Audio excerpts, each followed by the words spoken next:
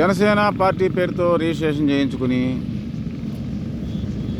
ఆచరణలో తెలుగుసేన అలియాస్ జగన్ వ్యతిరేక పార్టీగా కొనసాగుతున్న పార్టీ అధ్యక్షులు పవన్ కళ్యాణ్ గారు రాజకీయ సన్యాసం చేయాలని డిమాండ్ చేస్తూ కొనసాగిస్తున్న డిమాండ్లు క్యాంపెయిన్లో ఇది 38వ రోజు.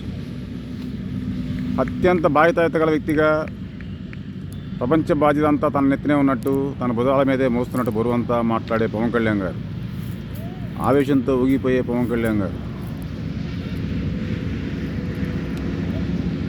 ఆలోచించి నా పిల్లల్ని కూడా ఎత్తుకోవడానికి సాధ్యం కానంత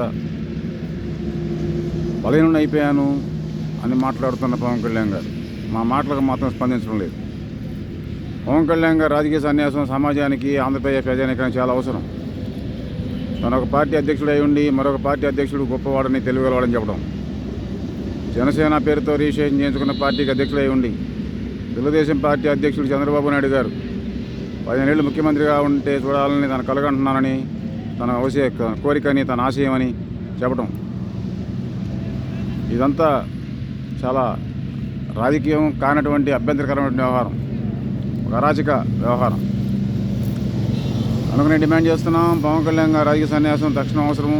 పవన్ కళ్యాణ్ గారు మీరు రాజకీయ సన్యాసం చేసి మీ వ్యవహార శైలి నుంచి, మీ ఆహార్యం నుంచి విముక్తి చేయండి మమ్మల్ని. Please sir, please.